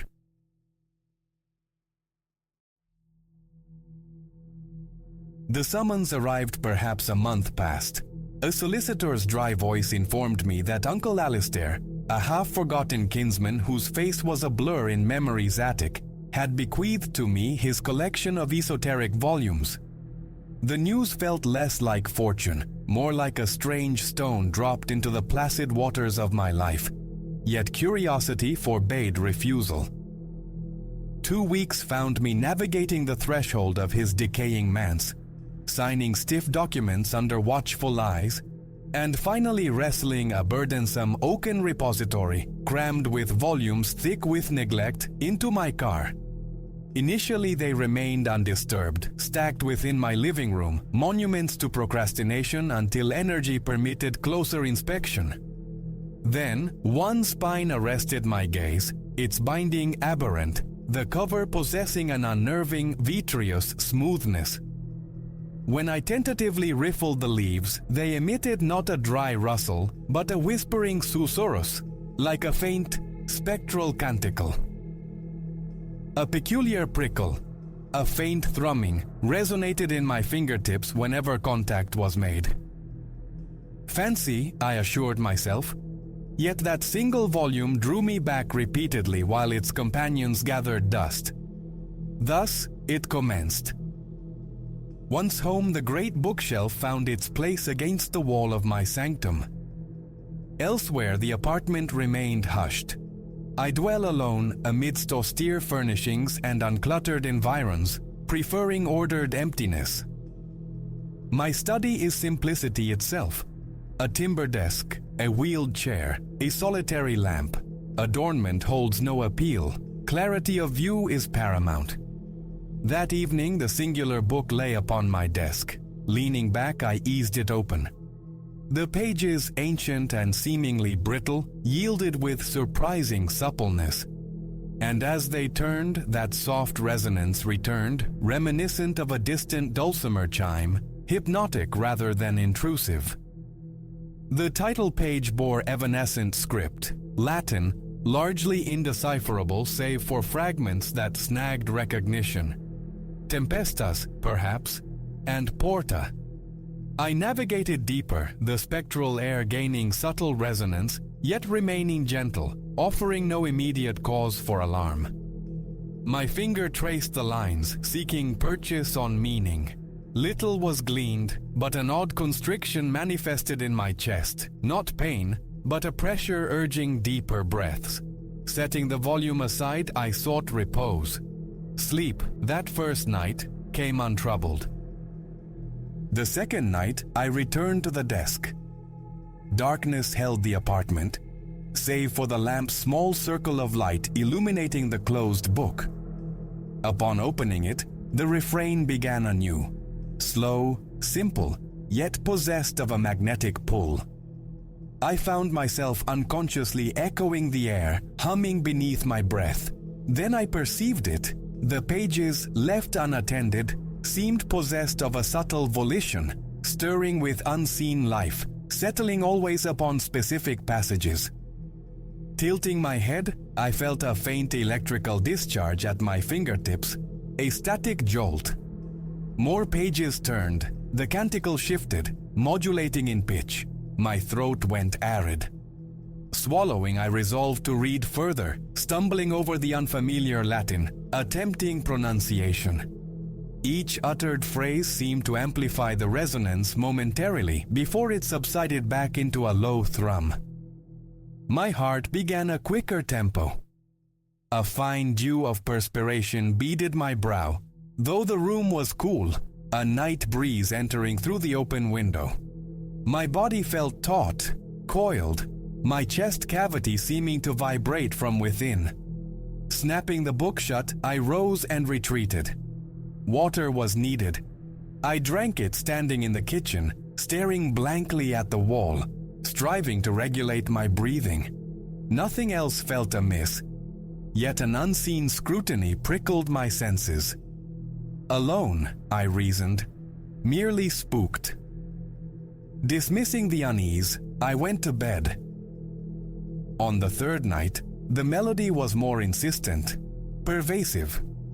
It greeted me the moment I opened the study door, a low hum emanating from the closed volume on the desk, as if a hidden music box played perpetually. My stomach clenched. Approaching, I reached out, my fingers brushing the smooth cover. The air intensified for a heartbeat. Blood hammered in my ears. A frisson of ice traced my arms. I opened the book. The pages seemed to undulate, a ghostly tremor rippling at their edges. I rubbed my eyes. The flux remained. Ignoring it, I flipped onward. The Latin persisted, dense with alien words, yet certain lines recurred. I tried voicing one. "Aperi ianuam," I whispered, my voice trembling. The melody transmuted into a drawn-out hum that swirled, enveloping my hearing. Then, an incorporeal weight settled upon my shoulder, like gentle, pressing fingers. I spun, finding only empty air. The pressure lingered, however, making my flesh prickle. I slammed the book shut, wiped a hand across my suddenly damp face. My mouth was parched again. Forcing stillness upon limbs where the sinews felt liquid, I finally seized the volume and slid it into a desk drawer. I extinguished the lamp and fled the room. Sleep that night was a shallow, troubled affair. In the ensuing days, the book exhibited a disquieting autonomy. I'd find it upon the desk, despite the certainty of having confined it to the drawer. Sometimes, shelved amongst its peers, it would reappear the next morning, open on my desk, invariably displaying the same Latin text. One phrase dominated, "Aperi ianuam." A quick search on my phone yielded the translation, "Open the door." I attempted normalcy, work, groceries, household chores, but each evening upon returning, the faint canticle greeted me at the threshold. The thoracic weight returned at random intervals. A phantom current coursed through my limbs. At night, sibilant murmurs sometimes drifted from the hallway, indecipherable susurrations. A pervasive chill seeped into the apartment, defying the mild weather outside. I took to wearing a jacket indoors, to little effect. My respiration grew fractured near the study. A dull pressure lodged behind my eyes. Thoughts of sedatives, of doctors, flickered, dismissed always as mere nervous exhaustion. The fifth night found me in the living room, television blaring, lights ablaze, a futile bulwark against the study's silence. Remote in hand, I sought distraction. Around midnight, the screen stuttered, spasmed. Channel surfing proved useless. The flickering persisted. Then, behind me, rising from the hallway's shadows, the melody. My frame went rigid. Setting down the remote, I stood, limbs leaden, and moved towards the sound. The study door, which I distinctly recalled closing, stood ajar. Pushing it wider, I saw the book centered on the desk, open, its pages stirring as if by breath. A papery sigh filled the room. Though no fan turned, no window admitted a draft. Stepping closer, the canticle clarified. That familiar pressure returned to my shoulder, seeming now to impel me forward. My heart thundered. The temporal artery throbbed against my skin. I leaned down, reading the bolded text, the recurring Latin command. Sinking into the chair, its seat possessed a glacial touch. I felt a persistent soreness bloom in my lower back. I tried reading the passage aloud, faltering less this time. Aperi Januam, ab, ante, ignotum. The remainder dissolved into mispronunciation, yet I persisted, hands trembling uncontrollably. The resonance swelled, and I sensed a presence behind me, warm breath stirring the hairs on my neck. My scalp prickled. I glanced back. Only the lamp casting stark shadows.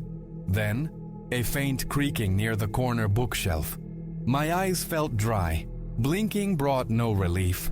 I lifted the book. The pages vibrated beneath my thumbs. Rising, I attempted to leave, but the melody seemed to cling, echoing down the hall. I retreated to my bedroom, shutting the door, the sound now muffled but not extinguished. I placed the book on my nightstand, the impulse inexplicable, and sat on the bed, staring at its aberrant cover. My breathing remained shallow, my hands numb. Sleep was a scarce commodity that night. Each time consciousness dipped, the phantom pressure returned to my arms, or the sheet would twitch as if tugged. I'd jolt awake, convinced of another's presence. Morning revealed the book open on the mattress beside me. I had no memory of opening it. With a surge of revulsion, I shoved it into the closet, slamming the door shut. The following days, I skirted the study. The book remained confined, yet the melody persisted, ambushing me at random moments, in the shower's steam, on the verge of leaving for work. Never loud, always a distant, insidious hum bleeding into awareness. My appetite waned. My head felt perpetually heavy. I began searching the apartment for hidden speakers, some rational source for the sound. Nothing. All appeared ordinary, yet the conviction grew.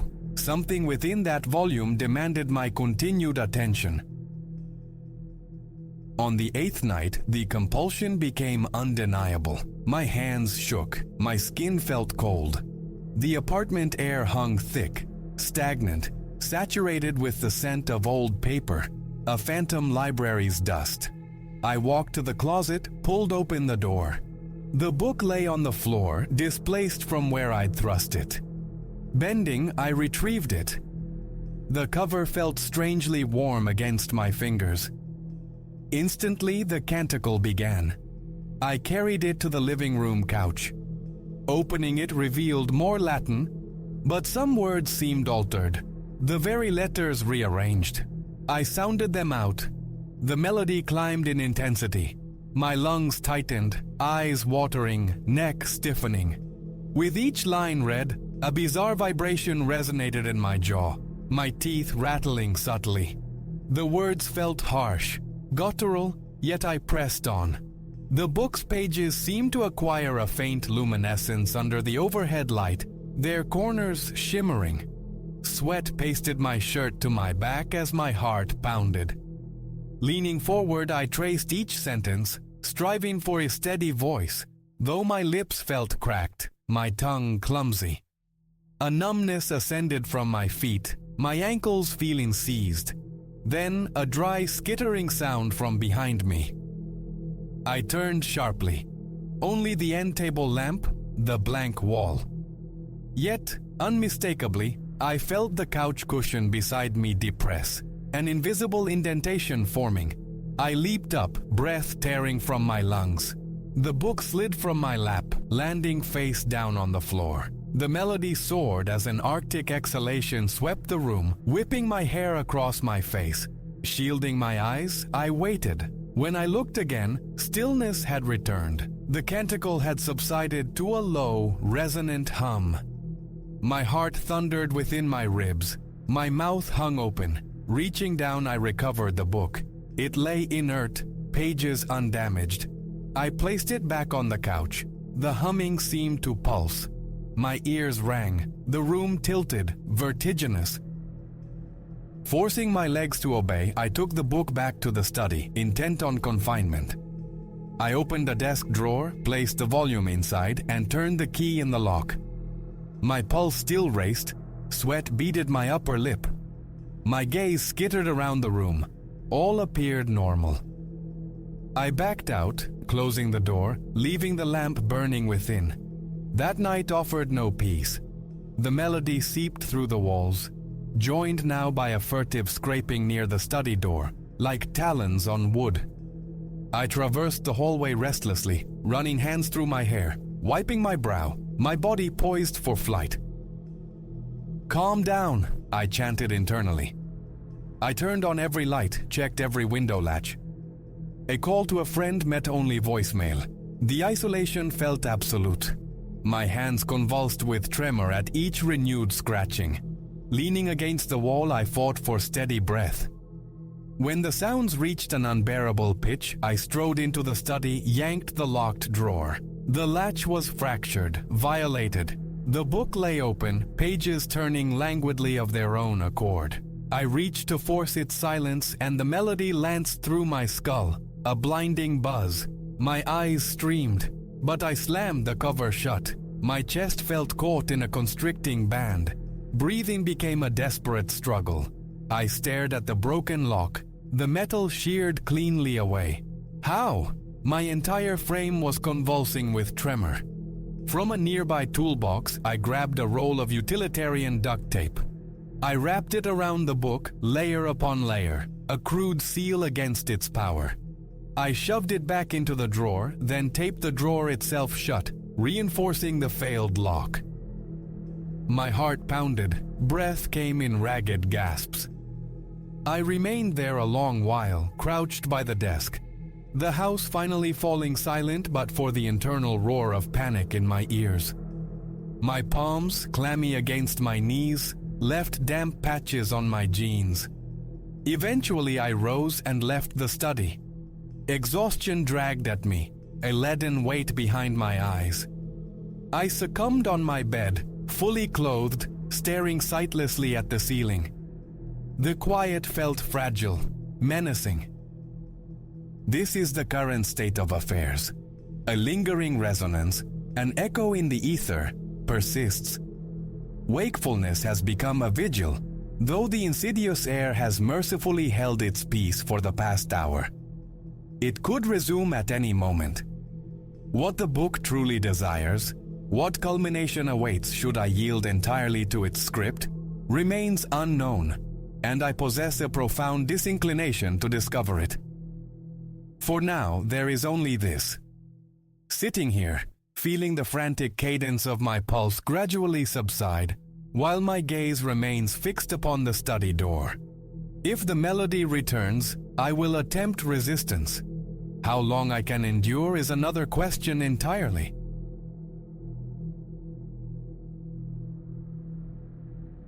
Plastic whispered against metal as the keycard vanished into the reader's slot. A faint click, then silence. The lock remained stubbornly mute. Frowning, I withdrew the card, tried again. Nothing yielded. I tilted my head, confirming the tarnished brass numerals, 314, indisputably the correct door. So why the resistance? This establishment hadn't been my first choice, nor my second. Pulling into the lot, I'd watched a sickly pulse of neon bleed onto the wet asphalt, the sign sputtering like a dying insect. The building itself seemed to sigh decay, its walls shedding paint like sunburnt skin. But the hour was late, exhaustion a lead weight in my limbs, the next town an abstraction miles down the highway. Shelter, however dubious, was the only priority. Now, stranded in this corridor dim as a forgotten memory, suitcase squatting by my ankles, regret began its insidious bloom.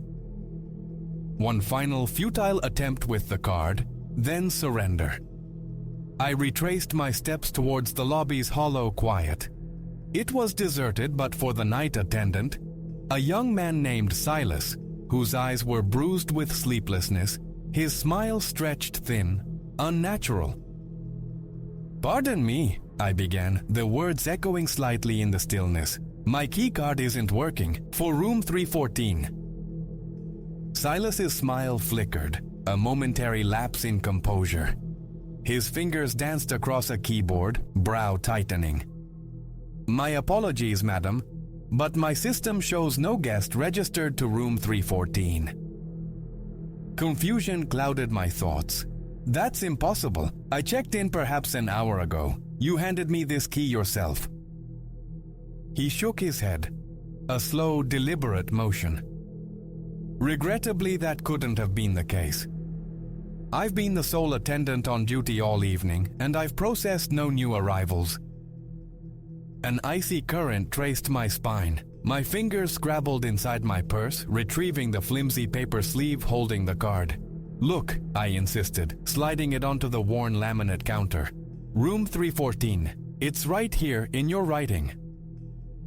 Silas picked up the sleeve, his frown deepening into a troubled mask.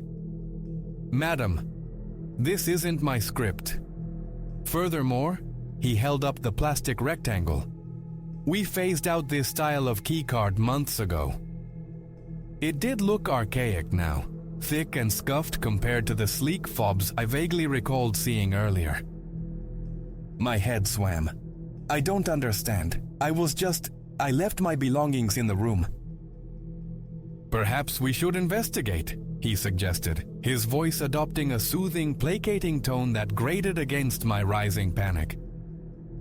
I trailed him back towards the elevators, up to the third floor, a knot of dread tightening with every ascending foot. At room 314, Silas employed a master key. The lock snicked open. I pushed past him, expecting the comforting sight of my suitcase gaping open on the bed, my coat slung over the chair back. Instead, the room presented itself as sterile, untouched, mocking her memory. Perfectly made up, utterly vacant. "This can't be," I whispered, the sound fragile in the heavy air. My voice trembled. "My luggage was right here. I unpacked. I even took a shower." Silas observed me with an unsettling blend of solicitude and suspicion. "Madam, are you quite certain you're feeling well? Is it possible you're mistaken about the hotel?" A vehement shake of my head. "No, I'm not mistaken. I know I checked in here. I spoke with you." Yet even as the assertion left my lips, doubt, cold and sharp, pricked at my certainty. His face offered no flicker of recognition, no sign he recalled our prior exchange. Had I dreamt it?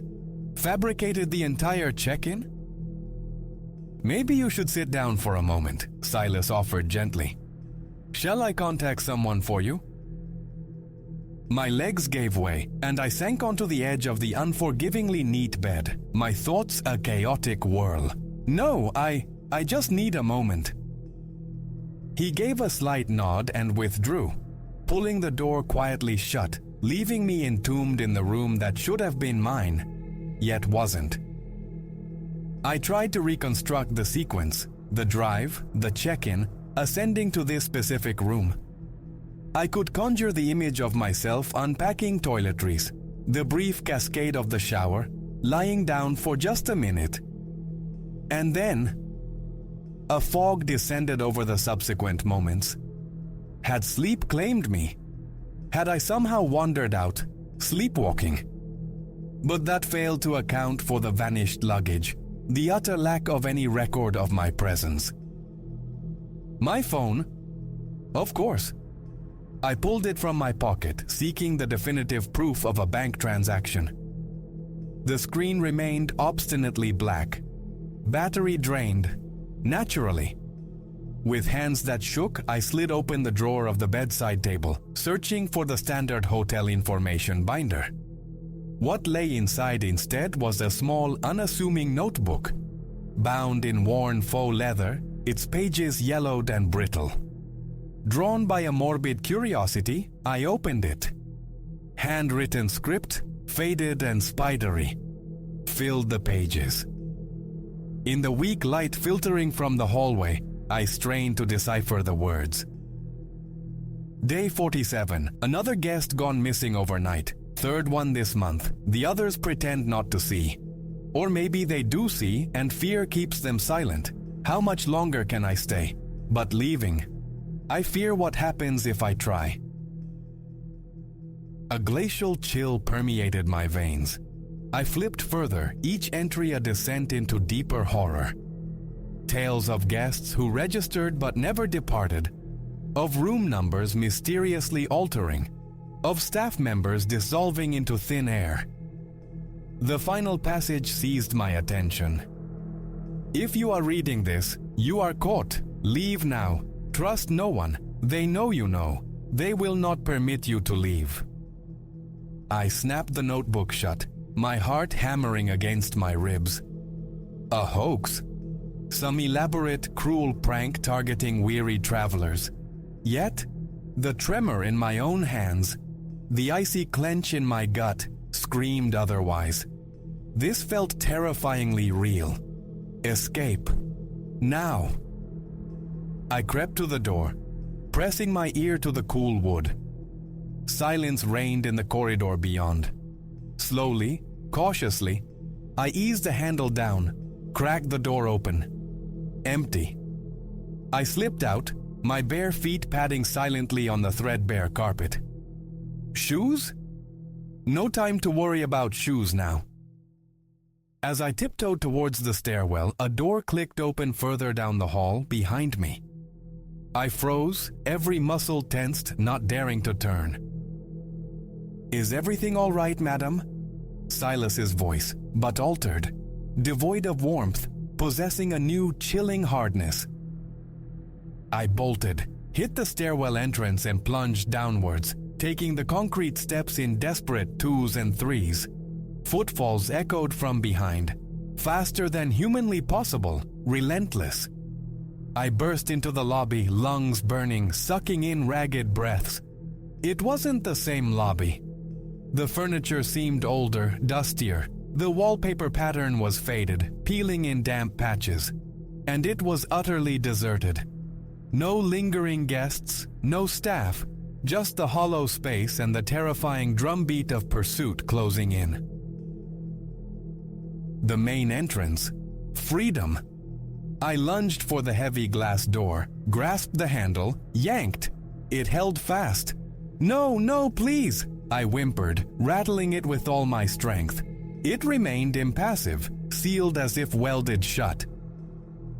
Spinning wildly, searching for any alternative egress, I stopped dead. Silas stood blocking my path, but it wasn't the young man from the desk. His skin possessed the gray, sagging quality of old parchment. His eyes were sunken voids, devoid of light. When his lips peeled back in a smile, they revealed teeth yellowed and unnervingly sharp. Leaving already? He inquired, his voice a dry, rasping whisper that scraped against my nerves. But your stay has only just begun. My back found the unyielding surface of the locked door. What is it you want? He cocked his head, regarding me with those lifeless eyes. Want? My dear guest, we don't want anything from you. We simply require your presence. Permanently. As he spoke, other shapes detached themselves from the lobby's deep shadows. Figures in outdated staff uniforms, spectral guests, all sharing the same corpse-like pallor, the same empty gaze. They drifted towards me, a slow, inexorable tide of decay. A scream tore from my throat as I hammered uselessly on the door behind me. Help! Someone please help me! But the plea dissipated into the dead air. There was no one. Alone in a phantom hotel, besieged by things that were no longer people. Silas extended a hand, his frigid fingertips brushing against my arm. I flinched violently away, squeezing my eyes shut, bracing for the inevitable grasp. And then I woke up. I shot upright in bed, gasping, heart pounding a frantic rhythm. I was in my bed, my own apartment. Morning sunlight slanted through the blinds, carrying the familiar urban symphony of distant traffic. A dream. It had all been a dream. A nightmare of terrifying lucidity. But blessedly unreal. A shaky laugh escaped me as I raked a hand through sweat-dampened hair. Impossible, of course. Hotels that swallowed guests? Undead staff? Utterly preposterous.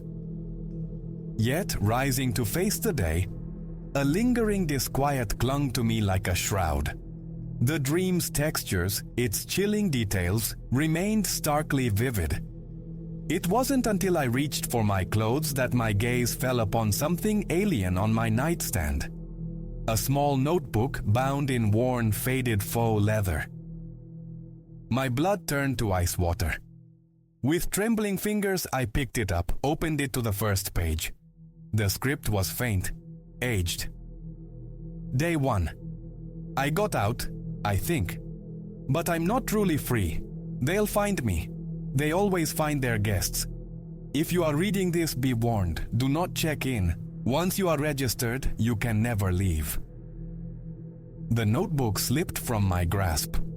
My mind buckled under the impossibility. It couldn't be. But as my eyes darted frantically around the familiar contours of my room, dissonant notes began to emerge. The floral pattern on the wallpaper wasn't quite right. The angle of the buildings visible through my window seemed subtly altered, and there, resting innocuously on my dresser, lay a plastic keycard. Thick, scuffed, bearing the tarnished numerals, 3 of 14. I sank to the floor, the horrifying truth crashing over me in a suffocating wave. I hadn't woken up. I hadn't escaped. The hotel had merely shifted its guise, weaving a comforting illusion. But the illusion was shattered. I knew. I was still a guest. And checkout was impossible. Forever.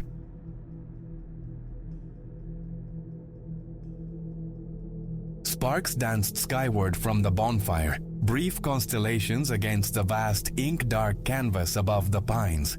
The crisp air carried the scent of wood smoke and the silver chime of my children's laughter. Our first night sequestered in this remote haven, a world away, felt utterly flawless. How fragile that perfection was, poised unknowingly on the precipice of a terror that would etch itself into our memories. I am Ilara, 38 years breathing the hurried air of suburban life outside Chicago. My husband Julian and I had chased this escape for months, yearning to untether from the relentless hum of existence, to simply be with Sylvie, 12, and Milo, 9. The cabin, discovered through whispered recommendations, was a timbered refuge deep within the Canadian wilds, leagues from any semblance of civilization. Those initial days unfolded like a dream. We traced winding forest paths, cast lines into the shimmering lake, and surrendered evenings to the silent spectacle of the cosmos. The children, liberated from glowing screens, rediscovered the earth beneath their feet. Julian and I found solace in shared glances, uninterrupted by the digital demands of our other lives. On the third night, marshmallows browning over embers, a disturbance rippled through the woods. Footfalls, too rhythmic, too heavy for any four-legged creature of the night. Julian rose, his silhouette stark against the firelight, scanning the impenetrable darkness. "Anyone out there?" His voice swallowed by the vastness. Silence answered, save for the familiar nocturnal symphony of crickets and rustling leaves. We dismissed it. Imagination, perhaps, amplified by the unfamiliar quiet. A dismissal I would come to regret with every fiber of my being. Later, cocooned in the cabin's deep sleep, a violent splintering crash tore me from my dreams. Before thought could catch breath, our bedroom door flew inward. 3 figures filled the frame, faces obscured by dark masks, guns held with chilling steadiness. "Nobody move!" The command cracked through the silence. "Stay quiet, no one gets hurt." My heart hammered against my ribs, a frantic drum threatening to burst. Julian moved instinctively, a shield, but rough hands wrenched him from the bed. "The kids!" Another voice snarled, guttural. "Where are they?" "Please," I choked out, the words trembling. "They're only children. Please, don't." The leader, taller, his eyes piercing blue slits in the mask, gave a curt nod. His companions vanished, returning seconds later with Sylvie and Milo, their small faces streaked with tears, paralyzed by fear. "Mama," Milo whimpered, a sound that fractured my soul. I yearned to gather them close, to whisper reassurances I didn't possess. They marshaled us into the living area, onto the worn couch. The leader, Victor we'd learn, paced before us, his weapon a constant, menacing presence. "Listen," he began, his tone unnervingly calm, almost detached. "We require lodging, a place to disappear for a time. You'll accommodate us, cooperate, and survival remains a possibility." Julian, ever the protector, found his voice. "Take anything, money, valuables. Just let my family leave."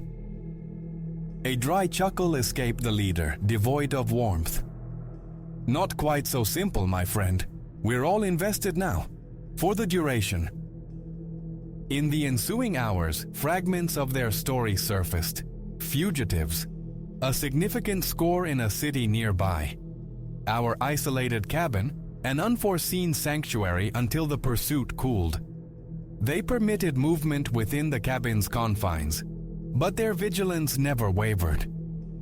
One, younger, introduced as Reese, carried an air of unease, almost regret. The other, Silas, was coiled aggression, his gun quick to rise at any perceived transgression. Yet it was Victor, with the chilling calculation glinting in his visible eyes, who truly petrified me. He radiated a coldness that promised consequence without hesitation.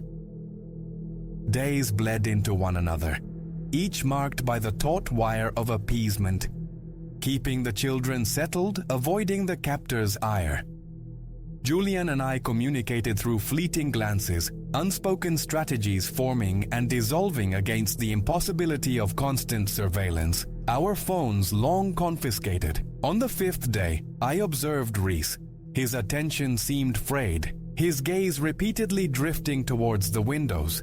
Seizing a moment when Victor and Silas stepped outside to patrol the perimeter, I risked it. "Reese," I whispered, my voice barely audible, "help us. You have to know this is wrong." His eyes met mine, a battlefield of conflict warring within them. I can't. They'd kill me." "They might kill us regardless," I pressed, urgency sharpening my tone. "If not for us, do it for them, for the children." Victor and Silas returned before he could answer, but something had shifted in Reese's posture, a fissure of doubt perhaps. That night, under the cloak of feigned sleep from the others, Reese found me near the shadowed kitchen. "The rear door," he breathed, words ghosting in the stillness. "Unlocked, after midnight.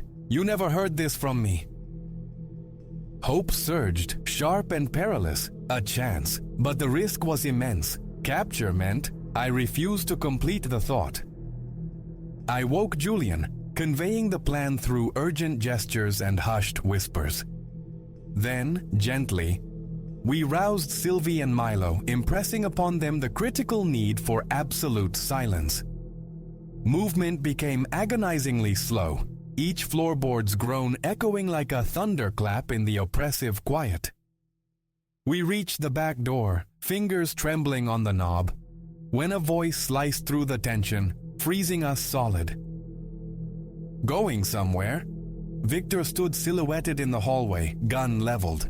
My heart plummeted, so agonizingly close. Then, the unforeseen. Reese emerged from the shadows behind Victor, his own weapon raised. "Let them go, Victor, it's done." A standoff crackled in the confined space. Victor, assessing the sudden shift in power, Silas, still oblivious in sleep, reluctantly lowered his gun. "You're making a fatal error, Reese," he growled, venom dripping from the words. "The only error was trusting you," Reese retorted, his voice unsteady but resolute. He flicked his gaze towards us. "Go, now, I'll handle them." We needed no further urging. We burst through the unlocked door, plunging into the bracing night air. Shouts erupted from the cabin behind us, the sickening thud of a struggle. But looking back was a luxury we couldn't afford. We ran, lungs burning, legs screaming, until sheer exhaustion forced us into a small, moon-dappled clearing. Catching our breath, the staggering reality washed over us. Alive, free, but terrifyingly adrift. Lost deep in the wilderness, miles from anywhere, without supplies, the direction unknown. Julian took command, his voice low but steady. "We keep moving. North, towards the highway, hopefully. They could follow." We pushed onward, navigating by the faint starlight. The children stumbling beside us, fueled by adrenaline and primal fear. As dawn painted the eastern sky in bruised purples and soft grays, the most beautiful sound reached our ears. The distant hum of engines. We surged forward, breaking through the final tree line onto the blessed asphalt of a highway. Relief washed over us as a large truck slowed, its driver, a man named Alistair with kind eyes and a weathered face, gaping at our disheveled state. His shock quickly turned to action, his cell phone connecting us to the world, his truck carrying us towards the nearest town and safety. The following days were a whirlwind of police debriefings, medical evaluations, and choked, tearful reassurances to frantic relatives back home. We learned Reese had successfully subdued Victor and Silas, holding them until authorities swarmed the cabin. His testimony, corroborating ours, sealed their fate, long years behind bars. Driving home finally, the landscape blurring past, I grappled with the ordeal's residue. The terror was a visceral thing, leaving invisible scars that time might soften but never fully erase. Yet, intertwined with the fear was an overwhelming gratitude for Reese's improbable turn, for the sheer tenacity of my family, for the unlooked-for kindness of Alistair. Above all, I marveled at the strength we'd unearthed within ourselves. Confronted by the unthinkable, we had endured, resisted, escaped. Our familial bond, already deep, had been tempered in the crucible of shared trauma, emerging stronger, more resilient. The cabin in the woods, intended as a sanctuary, became the stage for our deepest nightmare. But gazing at Julian, at Sylvie and Milo, weary but whole beside me, I understood. Whatever lay ahead, we possessed the capacity to face it. We had stared into the abyss and walked away, together. Our tranquil vacation had warped into horror, but in surviving it, we discovered the unyielding power of our own spirit.